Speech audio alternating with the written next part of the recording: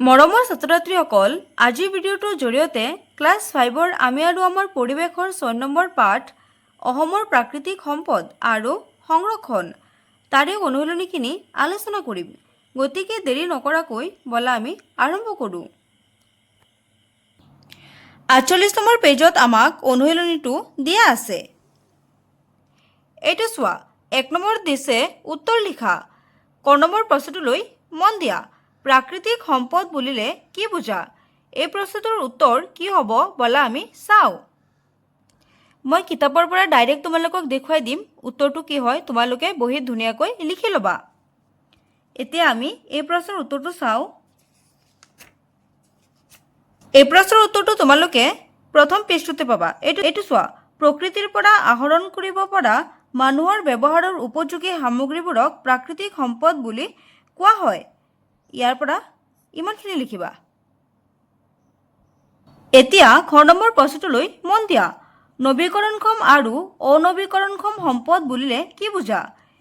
এই প্ৰশ্নৰ উত্তৰটো কি হ'ব চোৱা। এই প্ৰশ্নৰ উত্তৰটো ক নম্বৰ প্ৰশ্নৰ উত্তৰটোৰ অলপ তলতে দিয়া আছে। এইটো চোৱা, বায়ু, মাটি, উদ্ভিদ, সৌৰশক্তি আদিৰ দৰে কিছুমান প্ৰাকৃতিক সম্পদ বাৰে বাৰে ব্যৱহাৰ কৰি থাকিলেও শেষ নহয়। এইবোৰক নৱীকৰণক্ষম সম্পদ বোলে। তাৰপিছত আনহাতে কয়লা, খনিজ পদাৰ্থ, খাৰুৱা তেল আদি এবাৰ আহৰণ কৰি ব্যৱহাৰ কৰাৰ পাছত এই সম্পদ পুনৰ সৃষ্টি হ'বলৈ বহুত দীঘলীয়া সময় লাগে। এইবোৰক অনৱীকৰণক্ষম সম্পদ বোলে। ইয়াৰ পৰা ইমানখিনি নৱীকৰণক্ষম সম্পদ কাক বোলে দিয়া আছে আৰু ইয়াৰ পৰা ইমানখিনি অনৱীকৰণক্ষম সম্পদ কাক বোলে দিয়া আছে। তোমালোকে ইয়াৰ পৰা ডাইৰেক্ট ইমানখিনি লিখিবা। এতিয়া গ নম্বৰ প্ৰশ্নটোলৈ মন দিয়া। অসমৰ ৰাষ্ট্ৰীয় উদ্যান কেইখনৰ নাম লিখা। এতিয়া আমি এই প্ৰশ্নৰ উত্তৰটো কি হ'ব চাওঁ। তোমালোকে 45 নম্বৰ পেজত চোৱা। এই চাৰ্টটোত আমাক অসমত থকা ৰাষ্ট্ৰীয় উদ্যান কেইখনৰ নাম দিয়া আছে।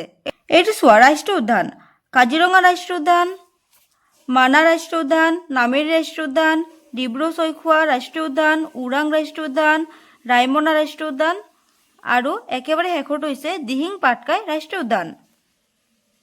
তোমালোকে এই ৰাষ্ট্ৰীয় উদ্যানখিনিৰ নাম লিখি ল'বা। এতিয়া ঘ নম্বৰ প্ৰশ্নটোলৈ মন দিয়া। অসমৰ কোনকেইখন জিলাত চূণশিল পোৱা যায়? এতিয়া এই প্ৰশ্নৰ উত্তৰটো কি হ'ব চোৱা। 42 নম্বৰ পেজৰ একেবাৰে ওপৰত চোৱা। এইটো চূণশিল ডিমা হাছাও জিলাৰ উমৰাংচু আৰু কাৰ্বি আংলং জিলাৰ কয়লাজান আৰু দিলাই পাহাৰত চূণশিল পোৱা যায়। ইয়াৰ পৰা ইমানখিনি লিখিবা।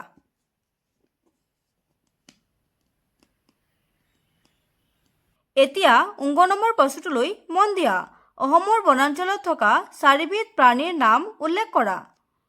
এতিয়া এই প্ৰশ্নৰ উত্তৰটো আমি কোনটো পেজত পাম চাওঁ। পেজ নম্বৰ 40 চোৱা। অসমৰ হাবিত পোৱা হাতী, ঢেকীয়াপতীয়া বাঘ, নাহৰ ফুটুকী, হৰিণা, বনগাহৰি, বনৰীয়া গৰু, ভালুক, বনৰীয়া মহ, বনৰীয়া ঘোঁৰা, শিয়াল, হলৌ বান্দৰ, সোণালী বান্দৰ আদি আপুৰুগীয়া প্ৰাণী। ইয়াতে বহুতকেইটা প্ৰাণীৰ নাম দিছে। যিহেতু আমাক প্ৰশ্নত যিকোনো 4টাহে লিখিব দিছে, তোমালোকে ইয়াৰ পৰা যিকোনো 4টা প্ৰাণীৰ নাম লিখি ল'বা। এতিয়া 2 নম্বৰত আমাক কি দিছে চোৱা। চমুটোকা লিখা। ক নম্বৰত দিছে অভয়াৰণ্য, খ নম্বৰত দিছে সংৰক্ষিত বনাঞ্চল, গ নম্বৰত দিছে উদ্ভিদ উদ্যান আৰু ঘ নম্বৰত দিছে ৰাষ্ট্ৰীয় উদ্যান। এতিয়া এই চমুটোকাবিলাক তোমালোকে কেনেকৈ লিখিবা চোৱা। ক নম্বৰ চমুটোকাটোলৈ মন দিয়া। অভয়াৰণ্য জৈৱ বৈচিত্ৰ্যৰ ওপৰত ভিত্তি কৰি চৰকাৰে প্ৰাকৃতিকভাৱে যথেষ্ট গুৰুত্বপূৰ্ণ একোটা এলেকাক অভয়াৰণ্য বুলি ঘোষণা কৰে। ইয়াত বন্যপ্ৰাণী আৰু গছ-গছনিক বিশেষভাৱে ৰক্ষণাবেক্ষণ দিয়া হয়। অভয়াৰণ্যত থকা গছ-গছনি যাতে বিনা অনুমতিত কোনেও কাটি লৈ যাব নোৱাৰে আৰু বন্যপ্ৰাণীবোৰ বধ কৰিব নোৱাৰে তাৰ প্ৰতি দৃষ্টি ৰখা হয়। এতিয়া কিতাপৰ কোনটো পেজত পাবা চোৱা। তোমালোকে 36 নম্বৰ পেজৰ একেবাৰে ওপৰত চোৱা।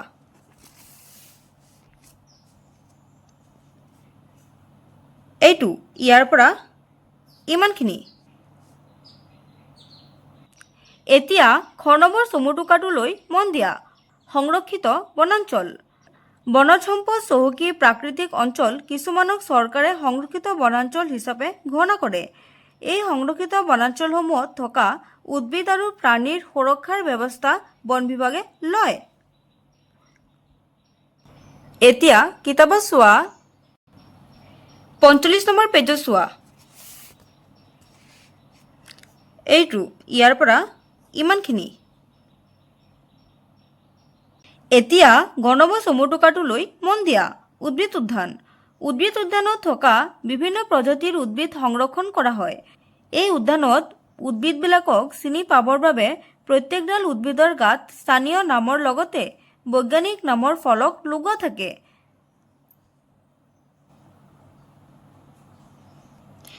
এতিয়া ঘৰ নম্বৰ চমু টোকাটোলৈ মন দিয়া। ৰাষ্ট্ৰীয় উদ্যান। ৰাষ্ট্ৰীয় উদ্যানসমূহক সাধাৰণতে একেবাৰে ভিতৰ অঞ্চল আৰু দাঁতিকাষৰীয়া অঞ্চল হিচাপে দুটা ভাগত ভগোৱা হয়। পৰ্যটকসকলৰ বাবে ৰাষ্ট্ৰীয় উদ্যানৰ দাঁতিকাষৰীয়া অঞ্চলত দৰ্শনৰ সুবিধা থাকে। ৰাষ্ট্ৰীয় উদ্যানৰ একেবাৰে ভিতৰ অঞ্চলত জনসাধাৰণৰ বাবে প্ৰৱেশ নিষেধ থাকে। এই অঞ্চলটো সম্পূৰ্ণভাৱে বন্যপ্ৰাণীৰ বাবে সংৰক্ষিত। এতিয়া আমি কিতাপত চাওঁ। তোমালোকে 46 নম্বৰ পেজত চোৱা। ইয়াৰ পৰা ইমানখিনি। এতিয়া আমি 3 নম্বৰ প্ৰশ্নটোলৈ মন দিওঁ। খালী ঠাই পূৰ কৰা। ক নম্বৰটো হ'ব 21 মাৰ্চ দিনটো বিশ্ব বন দিৱস হিচাপে পালন কৰা হয়। খ নম্বৰটো হ'ব প্ৰাকৃতিকভাৱে পোৱা সকলো সামগ্ৰী সম্পদ নহয়। তাৰপিছত গ নম্বৰটো হ'ব মাকুমৰ কয়লা খনি অতি পুৰণি। তাৰপিছত ঘ নম্বৰটো হ'ব বিলাতী মাটি প্ৰস্তুত কৰিবলৈ চূণশিল ব্যৱহাৰ কৰা হয়। গ নম্বৰটো হ'ব ব্ৰহ্মপুত্ৰ আৰু বৰাক অসমৰ দুখন প্ৰধান নৈ। তোমালোকে ইয়াৰ পৰা চাই কাঠপেঞ্চিলেৰে কিতাপত লিখি ল'বা। এতিয়া 4 নম্বৰ প্ৰশ্নটোলৈ মন দিয়া। জৈৱ সম্পদ সংৰক্ষণৰ প্ৰয়োজনীয়তাৰ বিষয়ে লিখা। এই প্ৰশ্নৰ উত্তৰটো তোমালোকে কেনেকৈ লিখিবা চোৱা। পৰিৱেশৰ ভাৰসাম্য বজাই ৰাখিবলৈ জৈৱ সম্পদৰ সংৰক্ষণ অতি প্ৰয়োজনীয়। বিভিন্ন কাৰণত পৰিৱেশৰ ভাৰসাম্য বিনষ্ট হয়। প্ৰাকৃতিক দুৰ্যোগ, প্ৰদূষণ, ঔদ্যোগিকৰণ আদিৰ ফলত জৈৱ সম্পদসমূহ ধ্বংসৰ দিশত গতি কৰিছে। পাহাৰে পৰ্বতে মানুহে বসতি কৰিবলৈ লোৱাৰ ফলত গছ-গছনি, পশু-পক্ষী আদি নোহোৱা হৈছে। ফলত পৰিৱেশৰ ভাৰসাম্য বিনষ্ট হৈছে। সেয়েহে পৰিৱেশত জৈৱ সম্পদ সংৰক্ষণৰ প্ৰয়োজনীয়তা আহি পৰিছে। এতিয়া 5 নম্বৰ প্ৰশ্নটোলৈ মন দিয়া। পৰিৱেশ সজাগতা আনিবলৈ তুমি তিনিটা ব্যৱস্থাৰ কথা উল্লেখ কৰা। উত্তৰটো কেনেকৈ লিখিবা চোৱা। 21 মাৰ্চ দিনটো বিশ্ব বন দিৱস হিচাপে পালন কৰি গছ পুলি ৰোপণ আৰু যত্ন লোৱাৰ বাবে ৰাইজৰ মাজত সচেতনতা বৃদ্ধি কৰিব পাৰি।